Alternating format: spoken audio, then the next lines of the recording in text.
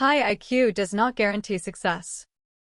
Toshio Okada reveals this shocking truth. Charlie, the protagonist of Flowers for Algernon, was a young man with an intellectual disability. Through an experiment, his IQ shot up from 68 to 185. What awaited him as a genius was loneliness and despair. Once IQ exceeds 140, it no longer correlates with social success. This is a scientifically proven fact.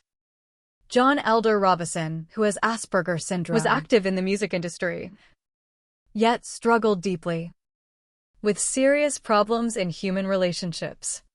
The circuits to read emotional signals simply do not exist in my brain. That is the true reality of those called geniuses. And the most shocking is the TMS experiment. Apply magnetic fields to specific areas of the brain, and anyone can awaken genius-level abilities for just one day. Talent is not something you are born with. It changes depending on the state of your brain. Your definition of genius will be overturned tonight.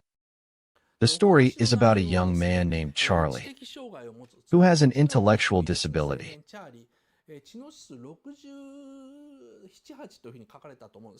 Charlie always wanted to become smarter and be like his friends. He worked at a bakery, never suspecting others, always spreading smiles and trying to be kind to everyone. Though physically large, he had a gentle heart like a child. That was the kind of young man he was. While working at the bakery his uncle's friend ran, he attended a special learning class for people with intellectual disabilities. He was a diligent young man, but his class teacher, a woman named Alice, who was actually also a university professor, encouraged him to undergo a newly developed brain surgery. Before Charlie, the subject of the animal experiment, named Algernon, had already received this brain surgery and showed remarkable memory and thinking ability, learning rapidly, solving mazes in no time at all. When they raced against each other, the mouse Algernon was far faster than Charlie, who had low intelligence, at solving the maze. Charlie said, "I hate Algernon," but deep down he wanted to become as smart as Algernon. So he agreed to undergo the surgery and became the first human subject in the clinical trial of this procedure. The surgery succeeded. Charlie's IQ gradually rose from 68, reaching 185 within a few months. In reality, IQ measures how much faster you can learn compared to others of the same age. It's like a relative scale, and it's said that above 140, IQ becomes meaningless. So a score of 200, or 180, or 250, called geniuses, like running at 120% output. It doesn't really mean much. But Charlie became a genius with an IQ of 185. Charlie was allowed to study alongside students at university, discovering the joy of gaining knowledge and thinking through difficult problems. He began to experience those kinds of pleasures. But as he grew smarter, he began to notice something sad. Were his friends. His co-workers had been tricking him, making him do only the worst jobs. And everyone around him had been laughing at him. He realized his own mother had abandoned him because of his low intelligence. Facts he never wanted to know, but now could no longer ignore. And at the same time, while his IQ was rising, Charlie's emotional intelligence, his emotional maturity, was still that of a child. So the suddenly grown genius-level intellect couldn't balance with his immature emotions. Without knowing how to compromise, he wielded his sense of justice, and his arrogance kept growing. And he began to look down on everyone around him more and more. As people drifted away, Charlie began to feel something he'd never felt before the surgery. He would say, "I'm stupid, I want to be smarter." And he felt he had plenty of good friends, never feeling lonely. He didn't even realize his mother had abandoned him. But now loneliness kept growing inside him. Furthermore, unprocessed memories he had forgotten, things he had barely thought about before, flooded over Charlie like a rushing current. Then one day, Algernon, who had undergone the brain surgery, the mouse Charlie himself had been caring for, began to show strange changes. Charlie began investigating Algernon's condition on his own. The surgery had temporarily developed intelligence, but personality development couldn't keep up, and social abilities deteriorated. Algernon became completely unable to communicate with other mice, and the intelligence that had reached its peak eventually faded, dropping below its original level. And Charlie himself discovered this truth. By then, Charlie had surpassed the scientists who had performed the surgery and invented the procedure. The scientists had originally planned to use Charlie as a test subject to present at an academic conference, but Charlie got ahead of them, understanding their own theories and surpassing them. Using his now superior intelligence, he tried desperately to restore Algernon to his original state. But Charlie himself, just like Algernon, knew what Joyce had documented. Gradually, past the peak, his intelligence began to decline. In the midst of his fading intelligence, he tried to find a way to stop the decline, but he could not.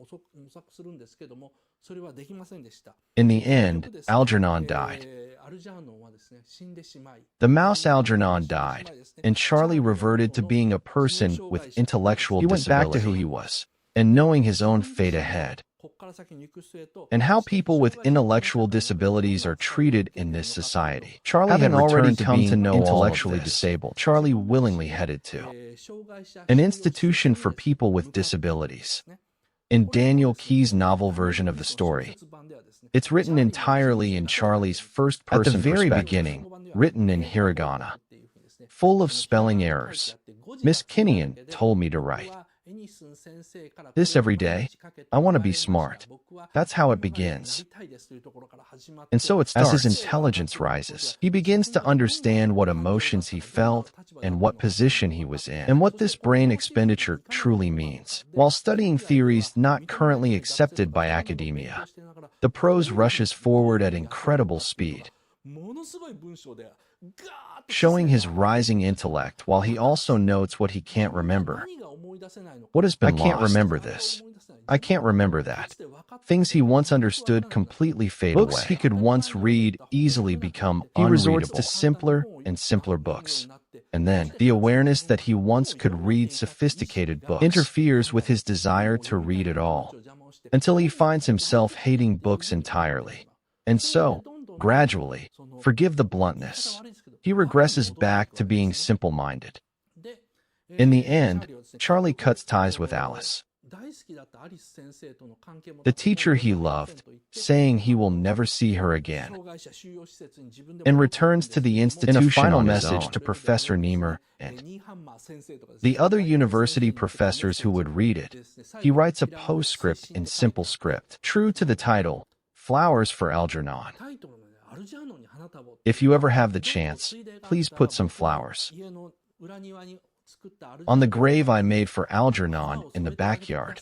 That is all he writes, and the story ends. It's an incredibly well-crafted novel. April 2008, 11 years ago, in the book written by John Elder Robison, on his way back from Beth Israel Deaconess Medical Center in Boston to his company, the soul music he was listening to on his iPod suddenly started to feel different. Robison has autism, specifically Asperger's syndrome, and had only been able to distinguish sad-sounding from happy-sounding music. When others argued, he could only tell they were angry. Why they were angry, he had no idea. To him, music had been just a sequence of sounds, operating precise scales and melodies. That's what he thought music was. The theme of a song. He'd never even thought about it. And even when explained, he didn't really understand. But suddenly, while driving, it hit Robison. Music was a message directed at someone. He understood that it was written and sung to convey someone's feelings. A few hours earlier, Robison had been at Beth Israel Hospital undergoing an experimental treatment. The book opens with this prologue, this change happening thanks to that treatment. A few months before that, Robison had been giving a lecture at an autism workshop. In the 1970s, Robison himself had toured with the band Kiss and invented the famous fire-shooting guitar. And when Pink Floyd came from the UK to the US, Pink Floyd personally requested him to set up all the concert sound equipment. He did it all. Because when it comes to sound itself, Robison understood it brilliantly. But music, he understood nothing about music. When it came to sound itself, he was brilliant. There's noise from this power source here. This connection cable has this kind of problem. He could hear and identify all. But about music itself, he knew absolutely nothing. Robison has left the sound engineering business and runs an auto repair company. He himself was told he had what's called autism spectrum disorder or Asperger's syndrome. He found out at age 40. Though he had known since childhood that he was different from other kids. But why he was different, he didn't know. The diagnosis came, as I mentioned, in 1997, when he was 40. He found out about this experiment about 10 years before. By the time he turned 40, Robison had already figured out how to live on his own terms. Ironically, being told he had Asperger's actually gave him a sense of relief. So he wrote his own book about autism and his experiences with it, which became something of a bestseller and led to him being invited to workshop. That is the story of this particular workshop experience. This is before the surgery. Most attendees were inspired by the fact that Robison was living independently, yet the parents had convinced themselves their own children couldn't because they believed kids with autism can only watch TV and play games. That's the assumption parents had on their own. But Robison kept insisting, no, that's not true. Also means certain abilities are strengthened. You can make a living, you can have a life. Look at me. But it just didn't get through. When the workshop ended, a plainly dressed young woman approached him and introduced herself as Dr. Lindsay Oberman. Really? Robison thought. She said doctor, but she just looks like an ordinary woman. Dr. Lindsay was conducting an experiment at Beth Israel Hospital with adult autism patients. She was part of a project to enhance emotional intelligence. It's called TMS, transcranial magnetic stimulation. Applying magnetic stimulation through the skull. A treatment that stimulates with magnetic fields. Using this new technology called TMS, electromagnetic signals are sent to the outer layer of the brain. Robison was a little scared, but also hopeful, and mostly because he had written a book on autism research himself. He agreed to participate. Out of curiosity, he promised to help with the research. In his 20s, Robison had been doing the concert, sound work I mentioned, and living well. He drove a Cadillac and wore expensive clothes. But even then he had no friends. He thought of himself as simply logical, but others called him cold and unfeeling, robotic, indifferent to others. They laughed at him or just disliked him. He had succeeded in the music industry, but couldn't understand his own success. Success should mean going to parties, surrounded by friends. But he had no one who understood him and no one who liked him. Before he knew it, Robison was being misunderstood by everyone. And even if he tried to correct the misunderstandings, and suddenly found himself ostracized, pushed out of the music industry. After that, he joined a game company and worked on computer games. He also did design work and electronics engineering. He worked as a computer engineer too, but his boss told him he was quick to call others incompetent, an unpleasant person. He was told he lacked cooperation and was fired. At that point, Robison thought, the type who succeeds in companies socially is the opposite of good at appealing to others' emotions. Those who were socially skilled and knew how to appeal to emotions. Robison called them sneaky people. Only those sneaky people succeed, while someone like him ends up getting fired. Robison writes this book with the timeline completely jumbled. But anyway, the ability to draw professional quality CAD drawings disappeared within a few hours. Reading such an article in the New York Times, Robison felt this experiment had tremendous potential. He was convinced.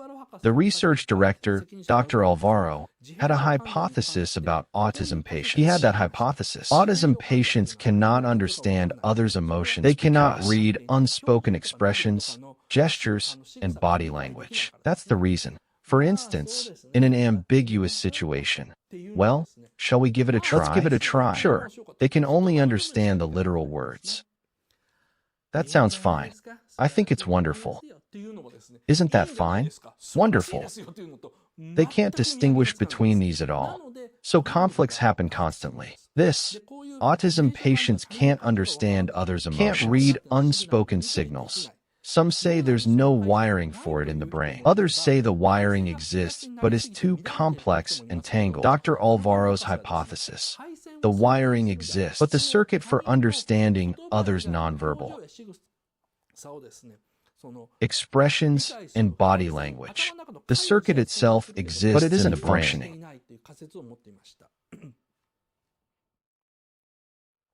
So, if TMS is used, perhaps the emotional circuit can be activated. Revive this circuit. That was the idea. That circuit is located in the frontal lobe. Based on research, they've identified several probable target specific areas. Locations were determined. Robison thought this could work, and when he went home and told his family, he was going to participate in the experiment. Actually, his wife Robison has a wife. Why would his wife be with an autism patient? Well, it turns out, it's actually a surprisingly good match. His wife has depression. She's a patient with depressive disorder. She always saw only the negative side of things. But Robison, being autistic, didn't mind that. Conversely, his wife with depression sees only the bad. So when Robison is talking to someone, she'll say, "Hey, that person doesn't like that," faster than most people would notice. And she can tell Robison. So actually, they were the perfect partners. But his wife was worried.